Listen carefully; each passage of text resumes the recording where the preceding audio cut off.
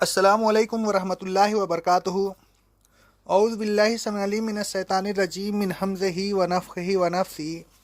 سورہ بقرہ کی آیت نمبر 83 سے لے کر 86 تک اللہ رب العالمین فرماتا ہے، اور وہ وقت یاد کرو جب ہم نے بنی اسرائیل سے عہد لیا کہ اللہ کے علاوہ کسی کی عبادت نہ کرنا، والدین، اقربا، یتیموں اور مسکینوں کے ساتھ حسن سلوک کرتے رہنا، لوگوں نے اچھی بات کہنا، نماز کو قائم رکھنا، زکوٰۃ ادا کرتے رہنا۔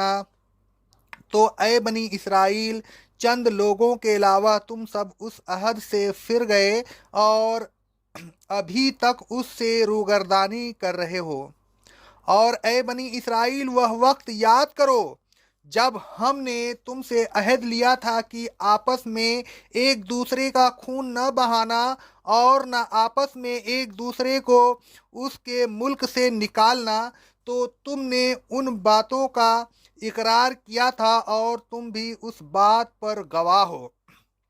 اور اے بنی اسرائیل، پھر تم ہی ہو کہ آپس میں ایک دوسرے کو قتل کرتے ہو، اپنے میں سے بہت سے لوگوں کو ان کے وطن سے نکال دیتے ہو، ان کے مقابلہ میں گناہ اور ظلم کے ساتھ ایک دوسرے کی مدد کرتے ہو، اور اگر وہ تمہارے پاس قید ہو کر آتے ہیں تو فدیہ دے کر ان کو چھڑا لیتے ہو۔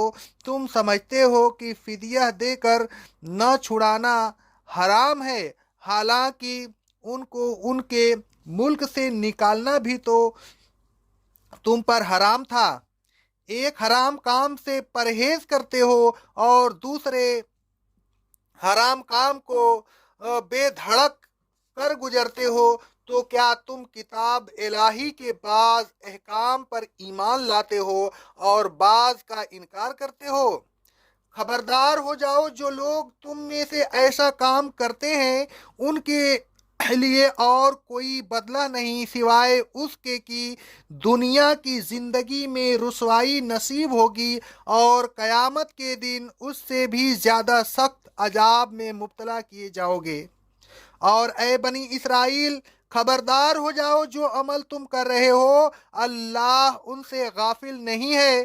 اے ایمان والوں، یہی وہ لوگ ہیں جنہوں نے آخرت کے بدلے دنیا خریدی، لہذا یہ لوگ سخت عذاب میں مبتلا ہوں گے، پھر نہ ان پر عذاب میں تخفیف ہوگی اور نہ کوئی ان کی مدد کر سکے گا۔ اللہ تعالیٰ نے بنی اسرائیل سے جو عہد لیے تھے ان کا بیان اسی صورت کی آیت نمبر 40 کی تفسیر میں گزر چکا ہے۔ ان عہدوں میں سے بہت سے عہدوں کا ذکر اللہ تعالیٰ نے ان آیات میں کیا ہے۔ اللہ تعالیٰ فرماتا ہے کہ ہم نے بنی اسرائیل سے عہد لیا تھا کہ اللہ تعالیٰ کے علاوہ کسی کی عبادت نہ کریں، والدین، اقربا، یتیموں اور مسکینوں کے ساتھ نیکی و بھلائی کرتے رہیں، لوگوں سے خوش گفتاری و خوش اخلاقی سے بات کریں، نماز کو قائم کریں، زکوٰۃ ادا کریں، خون ریزی نہ کریں، کسی کو جلا وطن نہ کریں۔ بنی اسرائیل نے اقرار کیا کہ وہ ان عہدوں پر قائم رہیں گے، لیکن چند لوگوں کے علاوہ سب ان عہدوں سے پھر گئے، آپس میں ایک دوسرے کو قتل کرتے تھے، ایک دوسرے کو جلا وطن کرتے تھے، ظلم و زیادتی میں ایک دوسرے کی مدد کرتے تھے، لیکن ایک بات یہ ضرور کرتے تھے کہ وہ شخص جس کو انہوں نے جلا وطن کیا تھا، جب دوسرے ملک میں قید ہو جاتا یا غلام بنا لیا جاتا تو اس کا فدیہ دے کر اسے چھڑا لیا کرتے تھے۔ احکام الہی میں سے صرف ایک حکم پر شدت سے عمل کرتے اور اس کی خلاف ورزی کو حرام سمجھتے تھے۔ اللہ تعالیٰ نے فرمایا کہ اس کا جلا وطن کرنا بھی تو تم پر حرام تھا، پھر تم نے اس حکم الہی کا لحاظ کیوں نہ رکھا؟ تم کسی حکم پر عمل کرتے ہو اور کسی حکم پر عمل نہیں کرتے، تو کیا تم کتاب الہی کے بعض احکام پر ایمان لاتے ہو اور بعض کا انکار کرتے ہو؟ جو شخص احکام الہی میں سے بعض احکام کی تعمیل کرے اور بعض احکام کی خلاف ورزی کرے تو اس کی سزا اس کو دنیا میں بھی ملے گی اور آخرت میں بھی۔ دنیا میں ذلت و رسوائی اور آخرت میں اس سے بھی زیادہ سخت عذاب ہوگا۔ ان کی ذلت و رسوائی کا ذکر کرتے ہوئے اللہ تعالیٰ فرماتا ہے سورہ آل عمران کی آیت نمبر 112 میں، ذلت اور رسوائی ان پر مسلط کر دی گئی ہے، یہ لوگ جہاں کہیں بھی پائے جائیں گے ذلت و رسوائی میں گرفتار نظر آئیں گے۔ آگے اللہ رب العالمین فرماتا ہے سورہ بقرہ کی آیت نمبر 61 میں، ذلت اور مفلسی ان پر مسلط کر دی گئی اور وہ اللہ کے غضب میں گرفتار ہو گئے۔ آخر میں اللہ تعالیٰ نے فرمایا کہ یہی وہ لوگ ہیں جنہوں نے محض دنیا کی خاطر بعض احکام الہی پر عمل نہیں کیا اور اپنی آخرت کو خراب کر لیا، گویا انہوں نے آخرت کو بیچ کر دنیا کو خریدا۔ آخرت میں ان پر بہت سخت عذاب ہوگا، اس عذاب میں تخفیف کبھی نہیں ہوگی۔ دنیا میں وہ ظلم و زیادتی پر ایک دوسرے کی مدد کرتے تھے، وہاں وہ ایسا نہ کر سکیں گے۔ بے یار و مددگار دوزخ کے عذاب میں گرفتار ہوں گے۔ اے لوگوں، اللہ تعالیٰ سے کیے ہوئے عہد کو پورا کیجیے۔ آپ نے کلمہ شہادت پڑھ کر اللہ تعالیٰ سے عہد کیا ہے کہ آپ صرف اس کو حاکم و معبود مانیں گے، لہٰذا اب اس کے احکام کی تعمیل کیجیے، صرف اسی کی عبادت کیجیے۔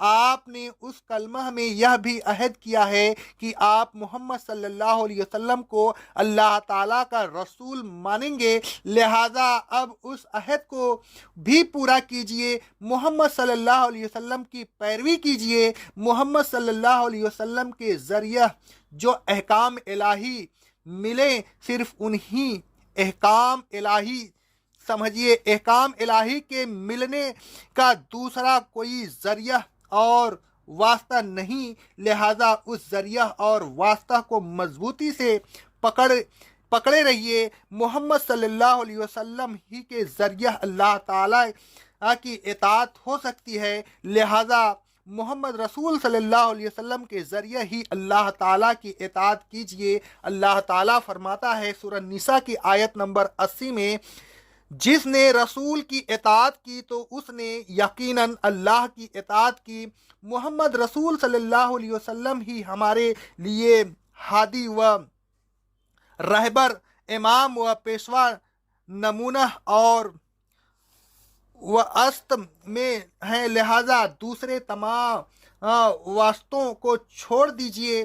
محمد رسول صلی اللہ علیہ وسلم کو نمونہ مان کر بس ان کی اتباع کرتے رہیے۔ ایسا نہ کیجیے کہ دنیا کمانے کی خاطر بعض احکام الہی پر عمل کریں اور بعض پر عمل نہ کریں، یہ تو بہت بری بات ہے، بلکہ آیات زیر تفسیر کی روح سے یہ بات احکام الہی کے ساتھ کفر ہے۔ تمام احکام پر عمل کیجیے، اسلام میں پورے کے پورے داخل ہو جائیے۔ اللہ تعالیٰ فرماتا ہے سورہ البقرہ کی آیت نمبر 208 میں، اے ایمان والوں، اسلام میں پورے کے پورے داخل ہو جاؤ اور شیطان کی پیروی نہ کرو، وہ تمہارا کھلا دشمن ہے۔